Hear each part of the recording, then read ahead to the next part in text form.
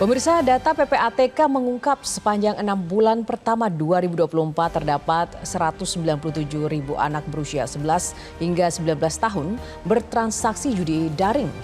Total deposit transaksinya mencapai 293,4 miliar rupiah.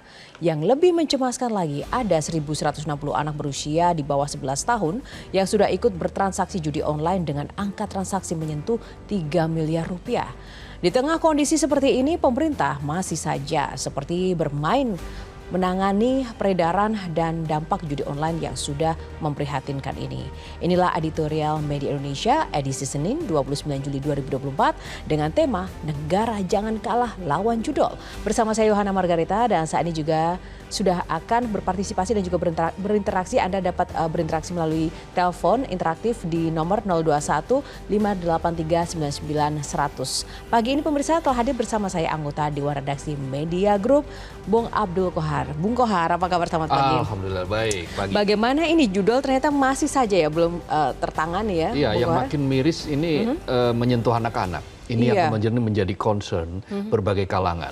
Kalau mereka yang sudah dewasa tentu meskipun itu ilegal, tentu mereka sudah tahulah risikonya apa. Tetapi anak-anak ini kan yang membahayakan. Yang membahayakan. Oleh karena itu nggak boleh tinggal diam. Nah, Betul. sebelum kita Jangan kalah lah. Jangan kalah. Gitu. Nah, selain terkait dengan judul yang akan menjadi topik utama pembahasan kita, ada 3 topik utama yang kali ini diangkat oleh Media Indonesia, pemirsa, yang menjadi headline utama. Yang pertama adalah terkait dengan kontroversi tambang Muhammadiyah, dan akhirnya Muhammadiyah pun juga mengikuti jejak NU. Ini kenapa tiba-tiba Muhammadiyah kemudian akhirnya kompak bersama NU menerima pengelolaan tambang ini? Ya, katanya sudah 2 bulan melakukan penelitian, pendalaman dan seterusnya. Akhirnya diputuskan Muhammadiyah menerima pemberian izin usaha pertambangan yang diberikan oleh pemerintah untuk ormas keagamaan. Tentu ada pro dan kontra di sana sini, termasuk misalnya Aisyah yang menyatakan mendorong agar Muhammadiyah tidak menerima IUP ini. Tetapi faktanya ya sudah diterima. Ya meskipun katakanlah misalnya di ketua bidang lingkungan di Aisyah itu, wakil ketua bidang lingkungan Hening Purwati, Hening Parlan itu menyatakan bahwa Muhammadiyah sebetulnya harus melihat dampak dari pengelolaan tambang selama ini.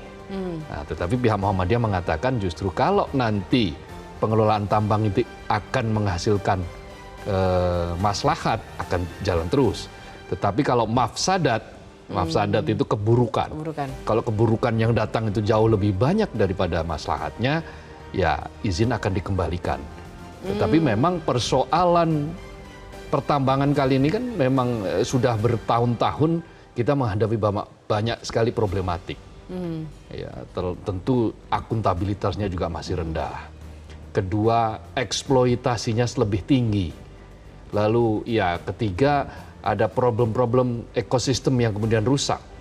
Yang keempat, ya lebih cenderung untuk memburu rente, memburu uang, ketimbang memperbaiki memperbaiki hal-hal yang dirusak akibat proses-proses pertambangan.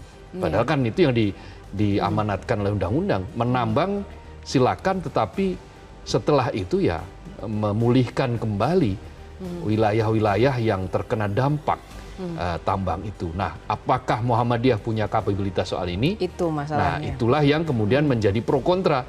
Tetapi sudah diputuskan diterima, ya tinggal kita lihat saja nanti. Apakah NU dan Muhammadiyah cukup amanah dengan seperti yang selama ini mereka janjikan, atau seperti apa? Atau sama saja? Nah, kita akan menyaksikan, dan ya kalau memang sama saja artinya berarti keputusan yang diambil ini adalah keputusan yang salah. Iya, gitu. Tentu saja ini juga menjadi momen penting bagi kita untuk menyaksikan. Tadi kan kalau Muhammadiyah artinya coba dulu baru kita akan tahu apakah itu akan mendatangkan keuntungan atau kebuntungan. Tapi di satu sisi semoga amanah ya, Bung Kohar, semoga amanah. Walaupun juga banyak pihak kemudian menyatakan bahwa ini meragukan, tapi juga menyatakan bahwa ini merupakan ya bagian dari bagi-bagi mungkin ya namanya jatah tertentu. Nah, bicara soal bagi-bagi selain juga bagi-bagi proyek atau mungkin juga izin tambang. Nah, di sini juga ada nih bagi-bagi kursi BUMN yang dinilai ini akan bisa jadi bumerang tersendiri. Bumerang yang paling besar nanti apa efeknya? Jadi bumerang yang paling besar itu adalah apabila mereka-mereka yang diberi mandat, diberi kekuasaan di BUMN itu bukan orang yang kompeten, maka BUMN akan menjadi semakin rusak. BUMN yang diharapkan menjadi lokomotif bagi negeri ini untuk menghasilkan pendapatan negara yang besar, ya makin dipertanyakan. Karena kompetensi komisaris katakanlah, itu kan fungsinya adalah mengawasi. Mengawasi bagaimana direksi mengambil kebijakan.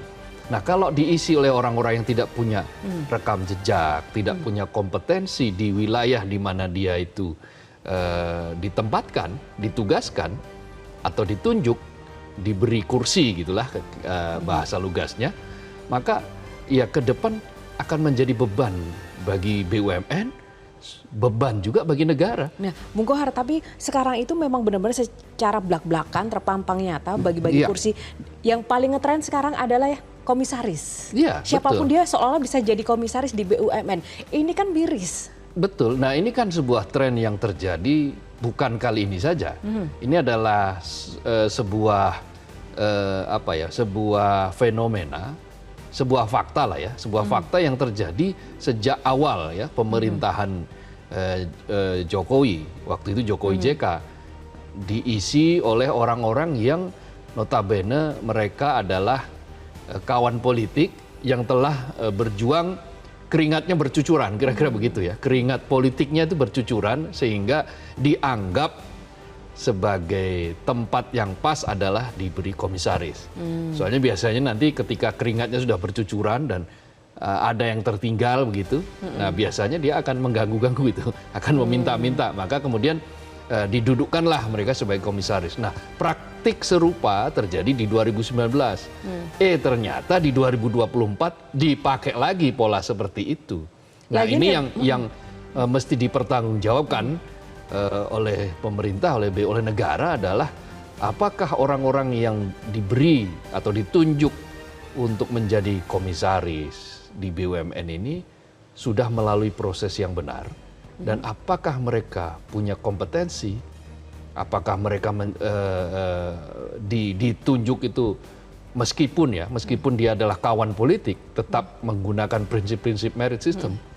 Saya kok ragu, dan banyak publik yang masih ragu. Tetapi ya sudah, mereka sudah ditunjuk, dan tinggal kita tunggu saja apa yang akan terjadi selanjutnya. Justru bagi pihak yang kemudian menerima jabatan tertentu, komisaris misalnya, ketika menerima itu sebenarnya juga jadi bumerang buat mereka tentang kredibilitas dan juga kemurnian dalam support, begitu loh, iya kan? Oh ya, tapi sekarang begini, orang ditunjuk itu sudah tidak peduli lagi dengan kredibilitas, kemampuan, sulit untuk menemukan kompetensi. Menolak itu sulit ya mungkin? Sulit, sangat sulit. Bahkan ya menerima dengan riang gembira.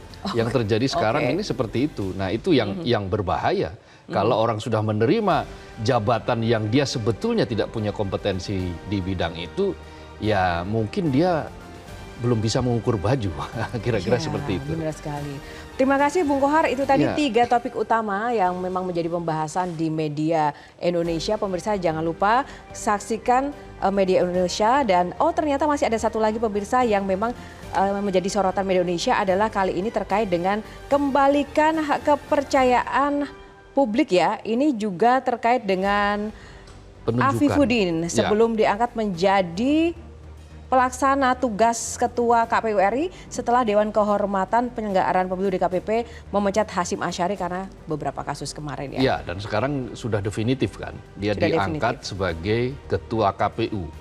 Kemarin PLT, begitu Hasyim Asyari dipecat oleh Dewan Kehormatan, Afifuddin diangkat sebagai PLT, dan hasil rapat dari KPU kemarin menyatakan bahwa Afifuddin ditetapkan sebagai Ketua KPU.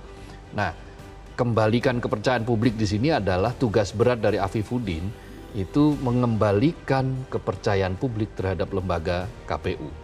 Kenapa? Karena KPU beberapa saat terakhir, termasuk ketika mulai dari proses kampanye, pemilu, itu selalu dirundung masalah. dan kepercayaan publik menjadi minim terhadap KPU. Ini berbahaya apabila sampai nanti pilkada terjadi. Tetapi kita berharap dengan sudah ditunjuknya ketua KPU yang baru ini, mudah-mudahan bekerja dengan cepat. Yang paling penting adalah publik percaya. Jangan membuat peraturan yang aneh-aneh yang bertendensi untuk tidak netral. Itu yang paling penting bagi lembaga seperti KPU, karena pilkada serentak ini berlangsung di ratusan tempat, Yohana. Jadi ratusan tempat, bayangkan kalau kemudian melibatkan jutaan orang. Ya, kalau tidak ada kepercayaan terhadap lembaganya akan menjadi ribut. Sepak bola saja ketika wasit tidak dipercaya, penonton bisa turun ke lapangan, bisa terjadi chaos.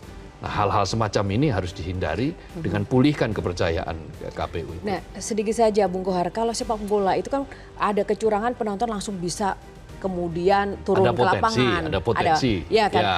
Tapi kalau kayak gini terkait dengan KPU ini kan sudah juga potensi ini sudah terdeteksi beberapa waktu yang lalu, bahkan kepercayaan publik pun ternodai dengan kasus-kasus.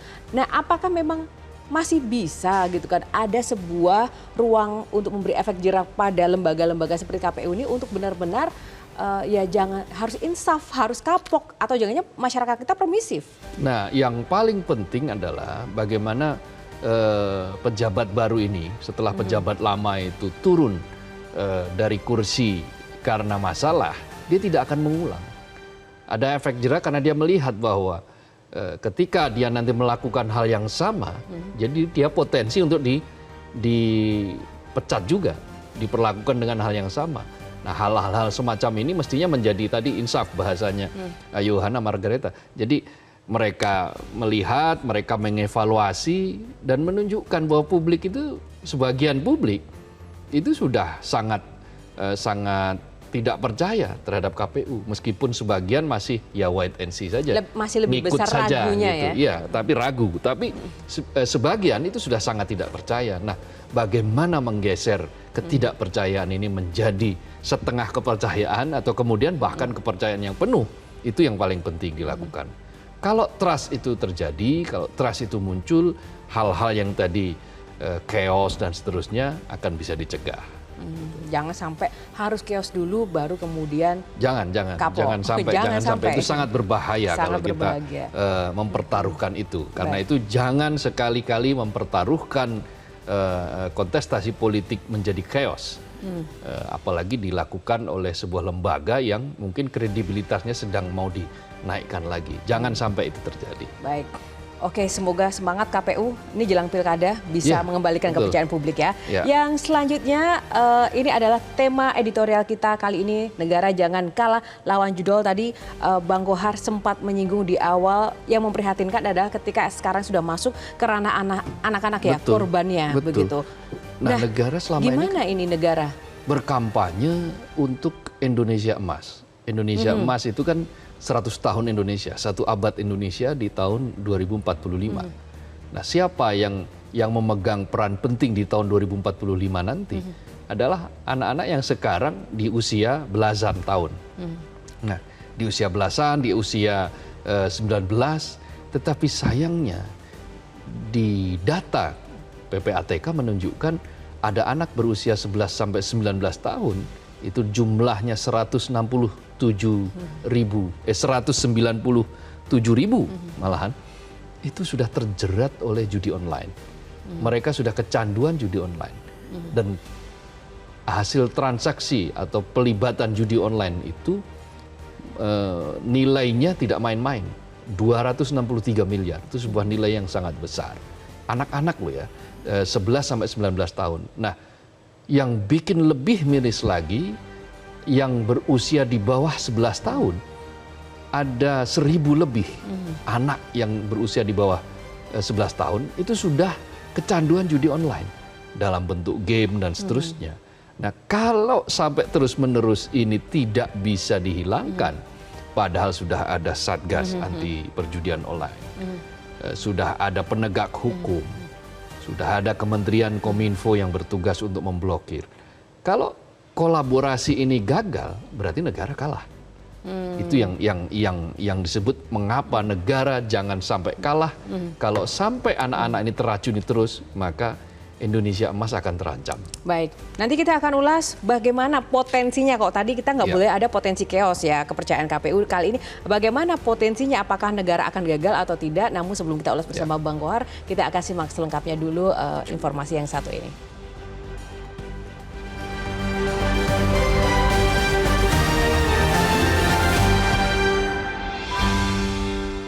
Negara jangan kalah lawan judol.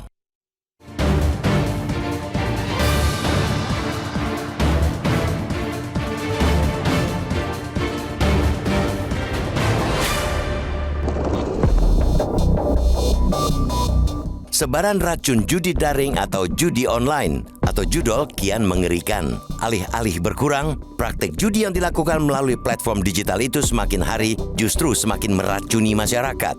Dari masyarakat kecil hingga kaum elit seperti anggota DPR terjangkit.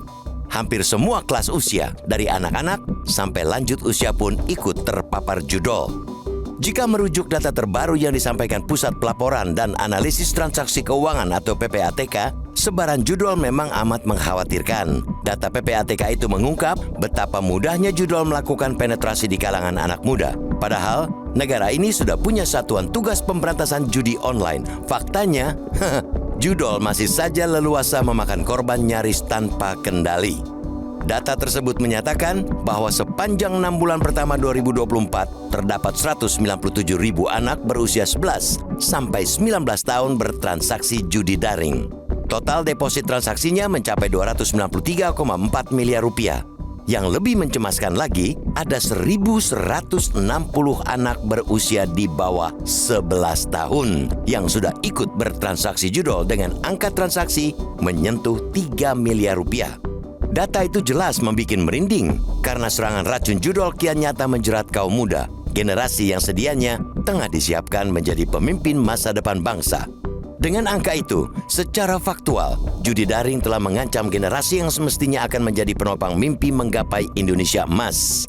Jika data itu dikompilasi dengan fakta-fakta mengenaskan yang terjadi akibat masifnya penetrasi judol seperti pencurian, penganiayaan, pembunuhan, hingga bunuh diri yang belakangan banyak terungkap, semakin tegaslah bahwa perang melawan judol mesti menjadi salah satu agenda utama bangsa ini. Kalau sudah menjadi agenda utama, dua hal yang harus dimiliki pemerintah yakni penegak hukum dan Satgas Judi Online ialah keseriusan dan ketegasan. Harus diakui selama bertahun-tahun pemerintah lalai menyetop judi daring. Pemerintah seakan tak menganggap serius serbuan judi di ruang-ruang digital yang sangat gencar. Mereka abai sembari menyepelekan dampak mengerikan yang ditimbulkan judol. Ketika korban berjatuhan, ketika judol nyata-nyata sudah menghancurkan generasi dan ekonomi masyarakat, barulah pemerintah seperti tersadar. Kiranya fatal akibatnya membiarkan judol menggurita tanpa pemberantasan yang serius. Boleh dikatakan apa yang dilakukan pemerintah terkait pemberantasan judol saat ini adalah sebuah langkah yang terlambat. Anehnya, di tengah kesadaran dan kebijakan yang terlambat itu, pemerintah masih saja seperti bermain-main menangani peredaran dan dampak judol. Kini, misalnya, isu penanganan judi daring malah melebar, merambah ke hal-hal lain yang tidak produktif dalam konteks pemberantasan. Munculnya narasi saling tuding, saling lempar tanggung jawab antar instansi, bahkan yang terakhir saling tebak siapa sosok T yang disebut sebagai bandar besar judol di Indonesia. Ialah bukti bahwa keseriusan dan ketegasan belum sepenuhnya menjadi jiwa dalam upaya memberantas judol. Di sini sibuk main tebak-tebakan, di sana korban tak berhenti berjatuhan.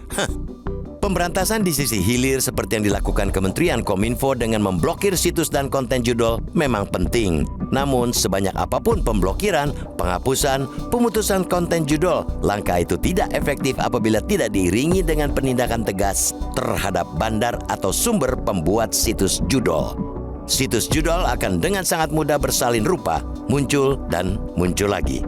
Karena itu, tidak ada jalan lain, pemerintah, penegak hukum, dan Satgas Judi Online mesti menaikkan lagi level keberanian dan ketegasan dalam pemberantasan judol ini. Jangan sampai judol menjadi laten seperti narkoba yang pada akhirnya membuat negeri ini kelabakan setengah mati. Negara tak boleh kalah melawan judol.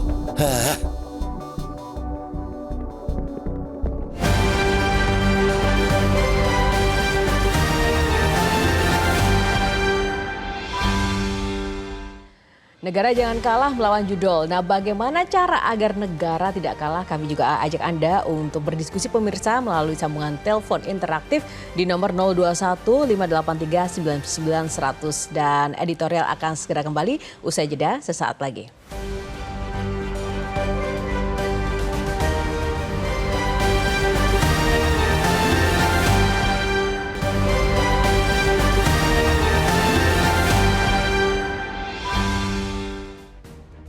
Ya, kembali di editorial Media Indonesia pemirsa, dan sebelum kita akan membahas lebih lanjut lagi terkait dengan tema terkait dengan judi online bersama Bung Abdul Qorhar, sudah terhubung melalui line telepon kali ini Bapak Natsir Qongah, Kepala Biro Humas PPATK. Pak Natsir, selamat pagi Pak Natsir.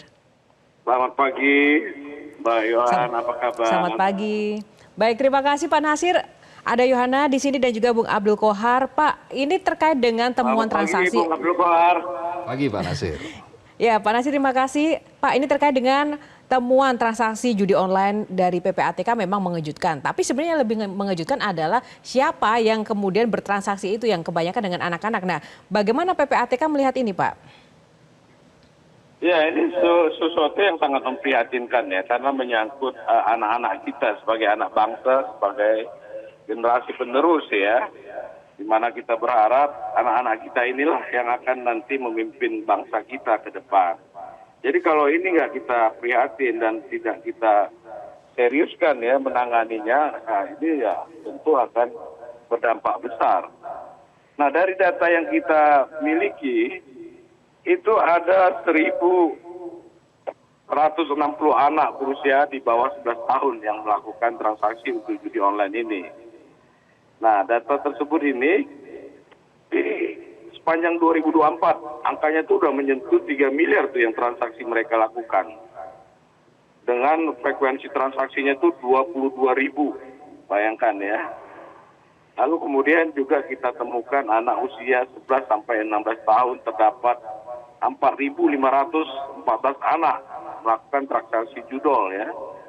Nah, ini angka transaksinya mencapai 7,9 miliar.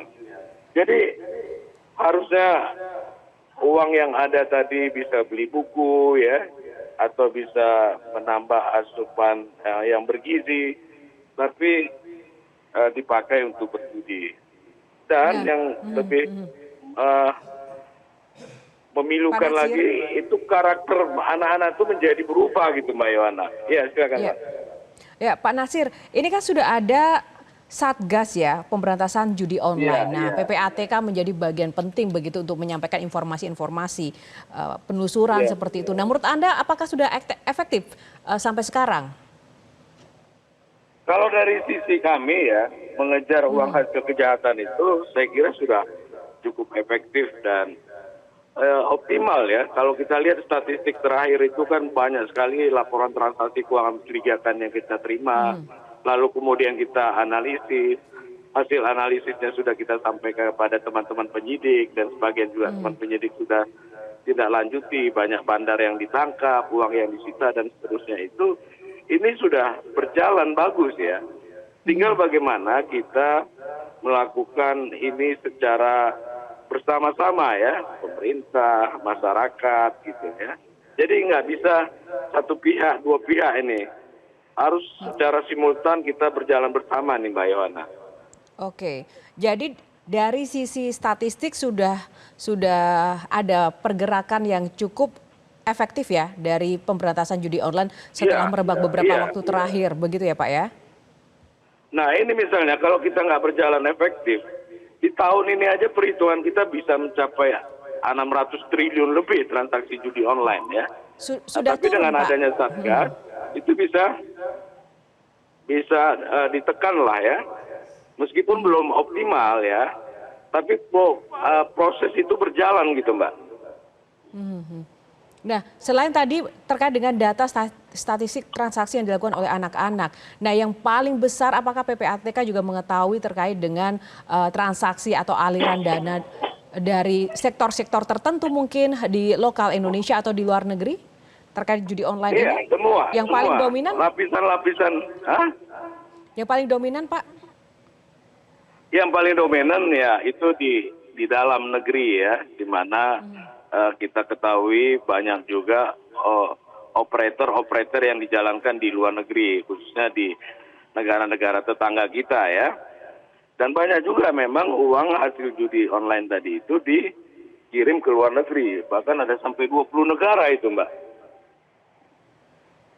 Dan tidak ada PPATK tidak bisa ya Pak melakukan kemudian antisipasi dan pencegahan langsung untuk efektivitas transaksi itu selain pelaporan-pelaporan.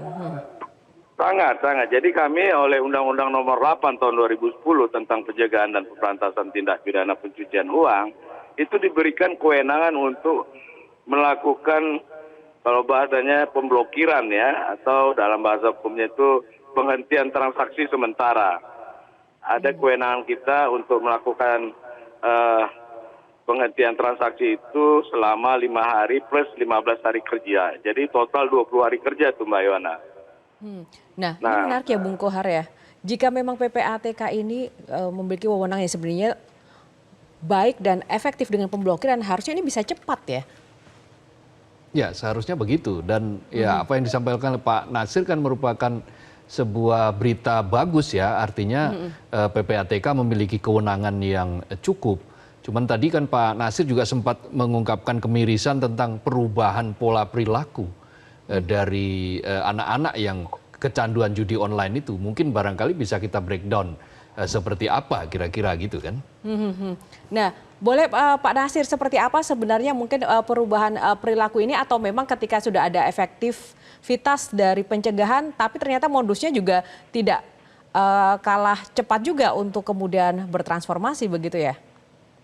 Iya, dari sisi kami memang mengalami kesulitan misalnya ya, para pelaku bandar-bandar pengepul itu kan menggunakan rekening asli tapi palsu yang mereka beli dari masyarakat kita yang ya katakanlah pengetahuannya masih minim begitu ya, sehingga dengan mudahnya diminta buka rekening, lalu buku rekening dan ATM-nya diberikan kepada pembeli yang kemudian itu digunakan untuk kejahatan sebagai mengepul uang hasil judi online tadi kan.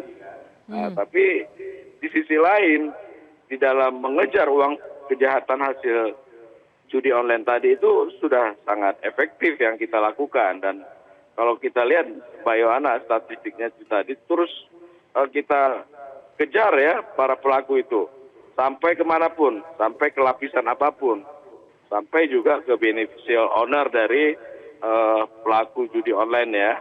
Nah ini termasuk Pak menarik, sampai ke lapisan apapun. Selama ini kan cuma pelaku, korban, atau bandar-bandar pengepul. Sampai ke lapisan apapun, sampai sedalam apa ini deteksi dari PPATK? Iya, sampai kemanapun uang hasil kejahatan itu mengalir, itu bisa kita tracir ya. Nah, kemudian dari hasil analisis yang kita sampaikan tadi itu, karena memang kewenangan PPATK itu kan tidak punya penyelidikan dan penyidikan ya. Nah, teman-teman di penegak hukum lah ya yang untuk mengejar uang hasil kejahatan yang sudah kita sampaikan tadi untuk mengumpulkan barang bukti dan lainnya. Baik. Untuk kemudian disampaikan ke pengadilan seperti itu. Jadi sebagai alat bantu di dalam mempercepat, mempermudah itu sudah kita lakukan. Nah, dalam hal misalnya teman-teman kita di penyidik menemukan hal baru, nama baru dan lain-lain, itu bisa dikoordinasikan kepada kita bantu kejar lagi kemana gitu. Dan juga banyak stimulasi yang dari laporan hasil analisis yang kita sampaikan kepada teman-teman yang ada, seperti itu Mbak.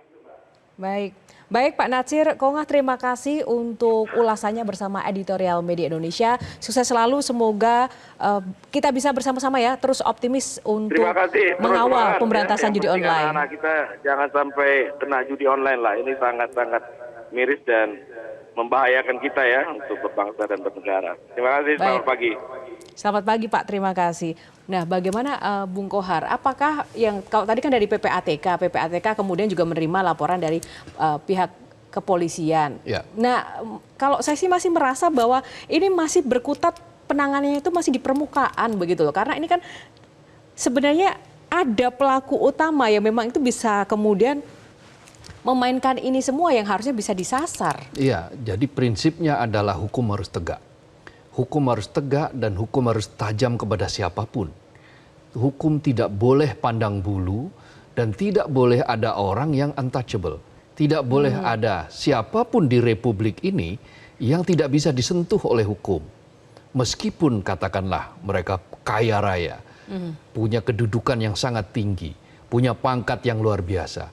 Tetap bahwa di dalam prinsip dasar bernegara itu ada equality before the law. Semua orang di kolong bumi Indonesia ini, di kolong langit Indonesia ini adalah sama kedudukannya di depan hukum. Sehingga tidak boleh ada diskriminasi, termasuk di dalam hal judi online ini. Kalau PPATK misalnya berhasil dalam hasil analisisnya menemukan ada figur-figur tertentu atau pihak-pihak tertentu, rekening-rekening tertentu yang itu ada kaitannya dengan orang-orang yang dalam tanda kutip misalnya katakanlah disebut kuat dan untouchable, ya negara, penegak hukum itu harus menerapkan prinsip hukum yang tegak, tidak boleh lembek. Menegakkan hukum tidak boleh seperti kayak menegakkan benang basah yang tidak bakal bisa tegak karena benang itu basah gitu loh.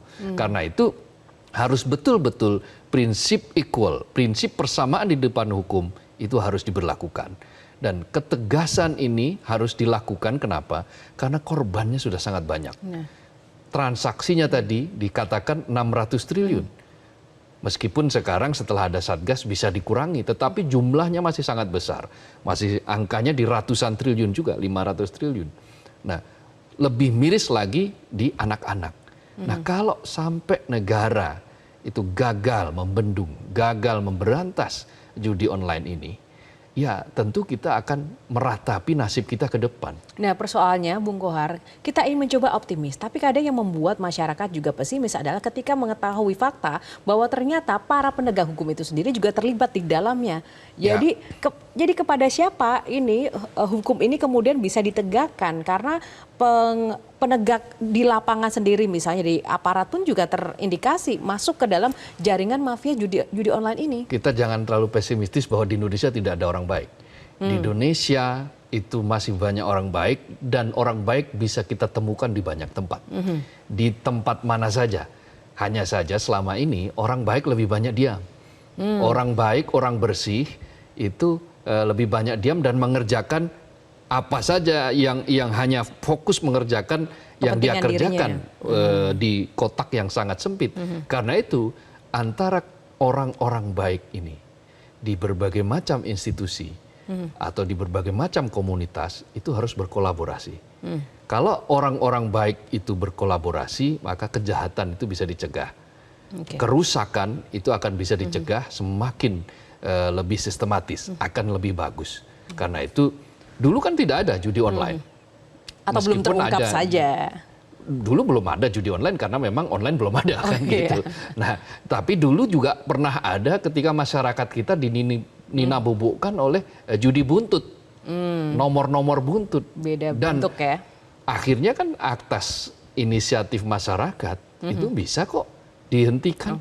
Porkas dulu juga pernah ada juga bisa dihentikan. SDSB bisa dihentikan oleh berbagai kekuatan. Tetapi syaratnya itu kolaborasi. Baik.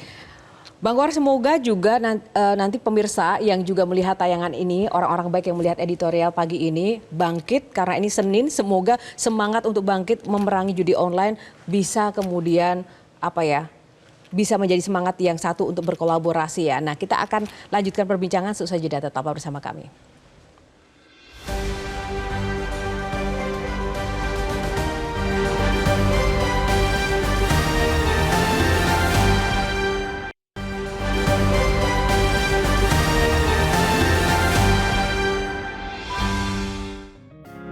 Media Indonesia mengajak Anda untuk mengakses fitur premium e-paper.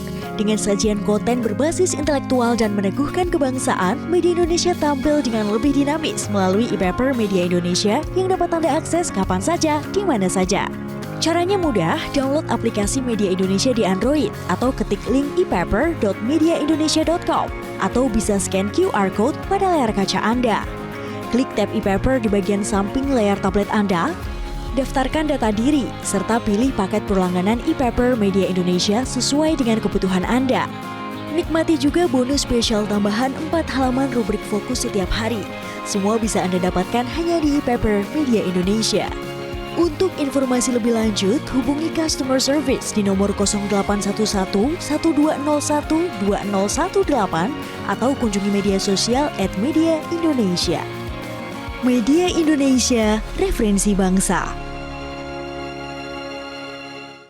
Ya, kembali di editorial Media Indonesia dan saatnya kita akan membuka line interaktif pemirsa dengan masyarakat yang ada di beberapa wilayah yang sudah tersambung dengan editorial Media Indonesia. Yang pertama kita coba akan sapa Pak Max dari Manokwari, Papua Barat di line yang sudah masuk saat ini. Pak Max, selamat pagi. Selamat pagi, Yohana. Selamat pagi, Bung Kohar. Pagi Pak Max. Ya Pak Max, selamat pagi. Bagaimana Pak Max, kalau Pak Max optimis atau pesimis nih pemberantasan judi online? Negara menurut Pak Max akan kalah atau menang nih? Nah, negara harus menang dong. Masa negara harus kalah? Sudah jelas-jelas dalam KUHP kita kan 305 itu kan tentang pemberantasan perjudian, bentuk apapun. Nah, kita kembali kepada temuan PPATK. Kalau temuan PPATK itu sudah model begitu itu. Nah, saya lihat dalam tim yang dibentuk oleh pemerintah ini, ada kepolisian, ada Kominfo, tapi tidak ada Kementerian Pendidikan. Karena anak usia 11 tahun ke bawah ataupun 11 tahun ke atas itu, sampai dengan umur 18 atau berapa itu kan anak-anak usia sekolah. Mulai dari sekolah dasar sampai dengan perguruan tinggi. Nah, di sini kewenangan penuh ada di Kementerian Pendidikan. Bagaimana kolaborasi dengan Kementerian Pendidikan untuk Menteri Pendidikan mengeluarkan satu peringatan keras kepada pemerintah daerah, kepala-kepala dinas tingkat provinsi, tingkat kabupaten untuk mengawasi melalui guru-guru untuk mengawasi karena usia itu kan usia sekolah. Dan rata-rata menurut pengamatan saya, rata-rata anak usia sekolah di tempat saya di Manokwari ini semua pegang HP. Dan rata-rata juga dulu dengan konten-konten seperti itu, main game, judi online segala macam banyak sekali. Terima kasih untuk PPATK yang sudah mengeluarkan data sekian banyak, 100.000 lebih dengan nilai transaksi untuk usia 11 tahun 3 miliar. Ini hal yang sangat memprihatinkan. Bagaimana kita menuju Indonesia emas? Ya. Dengan demikian, tim cyber dan bentukan pemerintah, Polri, Kominfo, tambah dinas pendidikan tambah lagi Kementerian Pendidikan. Ya Pak Itu Max. penting.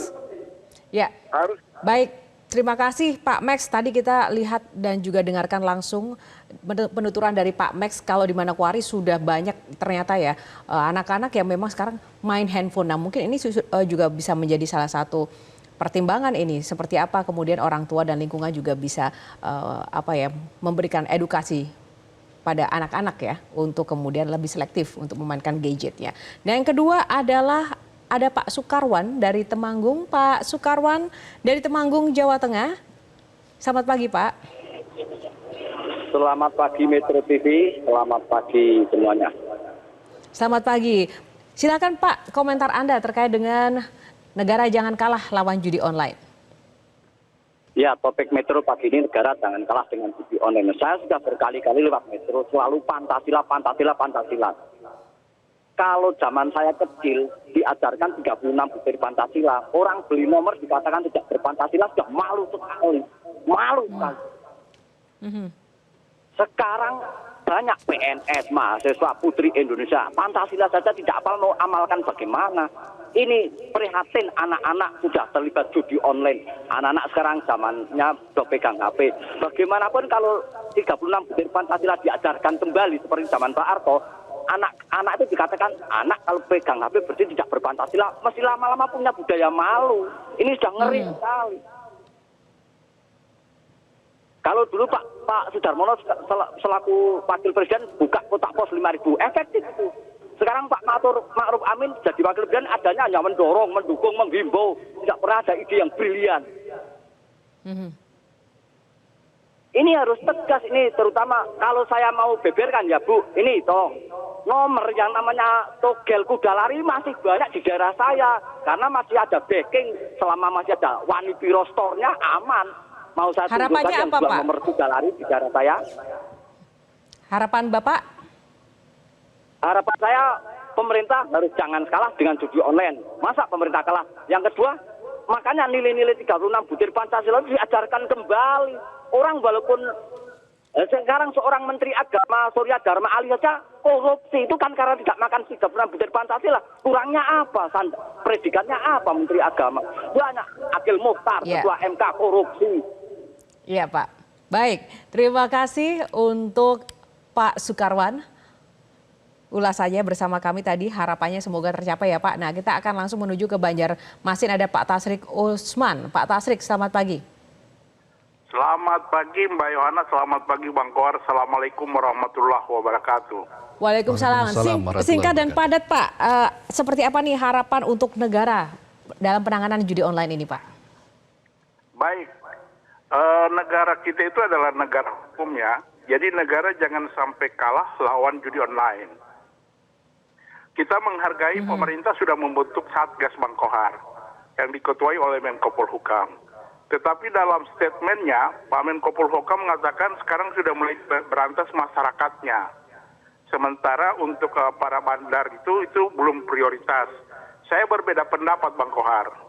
Mestinya kalau masyarakat itu diberantas, harus bandar itu diberantas. Karena kalau bandar itu tidak ada, maka tidak ada sarana masyarakat untuk main judi online. Negara itu, di bawah negara itu adalah pada penegakan hukum. Tapi kalau penegakan hukum juga tidak tegas, ya beginilah sepertinya. Nah, semua ini akan sangat tergantung kepada political will seorang presiden. Kita melihat Bapak Presiden kurang tegas. Kemudian masa jabatannya juga tinggal 8 minggu ke depan. Jadi kita tidak bisa banyak berharap Mbak Yohana sama Presiden sekarang. Kita berharap Pak Prabowo nanti ini terlalu banyak PR yang harus diselesaikan. Saya kasihan juga sama Pak Prabowo, termasuk judi online ini. Baik Pak, terima kasih Pak Tasrik. Kita berharap betul sekali dengan pemerintahan selanjutnya Pak Prabowo bisa lebih tegas lagi kalau tadi kata Pak Tasrik ya. Karena kalau yang sekarang Pak Tasrik tadi menilai kurang tegas. Nah, kita akan ulas bersama Bung Abdul Kohar, namun kita akan jeda dulu, sesaat lagi kami akan kembali.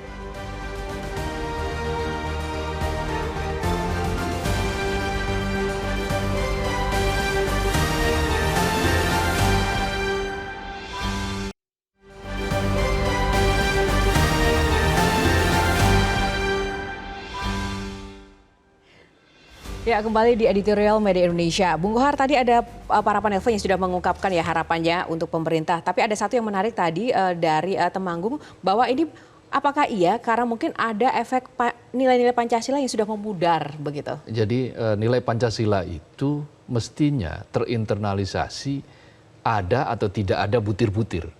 Karena butir-butir Pancasila dulu juga bukannya tanpa celah. Pancasila versi butir-butir Pancasila itu dikerangkeng dalam 36 butir yang itu definisinya dari atas itu. Negara yang mendefinisikan, sehingga ketika rakyat itu mendefinisikan secara lain, negara marah, rakyat itu ditangkapin, itu juga nggak bagus.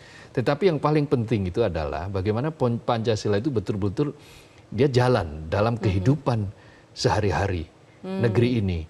Jadi katakanlah kalau ketuhanan yang Maha Esa, kalau kita percaya pada Tuhan bahwa salah satu spirit dari ketuhanan itu kan adalah kepercayaan agama itu melalui pengorbanan. Semua agama itu mengajarkan tentang pengorbanan. Bahkan Gandhi itu menyebut salah satu dosa sosial yang juga fatal itu adalah karena orang berkeyakinan, orang beragama itu tanpa pengorbanan. Tidak ada agama tanpa pengorbanan, tidak ada kepercayaan tanpa pengorbanan. Nah, mestinya seperti itu. Nah, judi online saya kira juga termasuk bagian dari itu. Ada lagi yang statementnya Gandhi itu, kekayaan tanpa kerja keras. Oke, katakanlah misalnya ada yang membantah, loh orang berjudi juga kerja keras loh. Tetapi bukan kerja dalam pengertian pengertian main untung-untungan. Kalau judi itu kan bukan bekerja, dia kan main untung-untungan yang sebetulnya itu sudah bisa kita tahu risikonya bahwa lebih banyak gagalnya daripada berhasilnya. Kalaupun sekali berhasil, dia akan 10 kali gagal. Dan itu pasti akan terjadi banyak keburukan. Faktanya di masyarakat kita menyaksikan ada terjadi perceraian, ada kemudian terjadi pembunuhan, bahkan bunuh diri karena terjerat judi online. Awalnya judi online karena uangnya habis, dia pinjam uang dari pinjol, peminjaman online. Lalu kemudian terjerat, tidak bisa mengembalikan pinjol, maka akhirnya bunuh diri misalnya menjadi pilihan. Nah, hal-hal semacam ini kan memberikan gambaran yang suram untuk masa depan. Nah, di lagu Indonesia Raya kan kita menyaksikan bangunlah jiwanya, bangunlah badannya, kan begitu. W.R. Supratman itu sangat pas dalam menulis itu, ketika yang pertama harus dibangun itu sebetulnya adalah jiwa. Nah, bagaimana kita bisa mencapai Indonesia emas kalau mental, jiwa kita dirusak oleh mimpi-mimpi yang sebetulnya mimpi halusinasi, bukan mimpi yang sebenarnya. Karena judi itu kan sebetulnya halusinasi. Nah, kita diberi iming-iming untuk berhasil, faktanya di ujungnya kita sebetulnya sudah tahu bahwa kita akan gagal dengan perjudian itu. Itu kalau menurut Gandhi kan kekayaan tanpa kerja keras.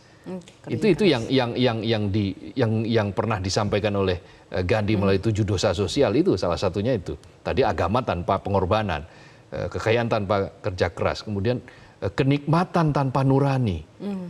Bagaimana orang merangkuk para bandar itu, pengendali judi itu, menikmati hasil dari judi online, tapi nuraninya buntu, keras. Ya. Dia tidak memikirkan dampaknya terhadap anak-anak yang menjadi korban. Nah, hal-hal semacam ini, kalau negara bisa menghilangkan berbagai macam prinsip-prinsip yang membuat dosa sosial ini, dengan katakanlah misalnya apakah Pancasila dalam bentuk tindakan, maka sebetulnya disitulah negara bisa menang. Tetapi kalau negara rapuh, negara tidak memiliki kekuatan untuk meringkus siapapun yang menjadi pengendali judi, maka tanda-tanda kekalahan sudah tampak. Ya, semoga tanda-tanda itu tidak muncul. Terima kasih Bung Kohar. Dan semoga juga ada political will yang lebih lagi dari pemerintah ya. Karena pemerintah, penegak hukum dan juga Satgas Pemberantasan Judi Online, pemirsa, mesti juga harus berani dan juga tegas ya dalam memberantas judi online. Dan juga jangan sampai judi online seperti narkoba yang susah untuk dilenyapkan. Negara tidak boleh kalah melawan judi online. Kita akan terus optimis untuk mendukung pemberantasan judi online ini demi menuju Indonesia Emas 2024-5. Dan pemirsa, sekian dulu editorial Media Indonesia. Terima kasih atas kebersamaan Anda. Kita jumpa lagi dalam episode inspirasi selanjutnya. Saya Yohana Margareta dan ada Bung Abdul Kohar yang sudah bersama kami. Terima kasih Bung Kohar. Selamat pagi. Sampai jumpa lagi.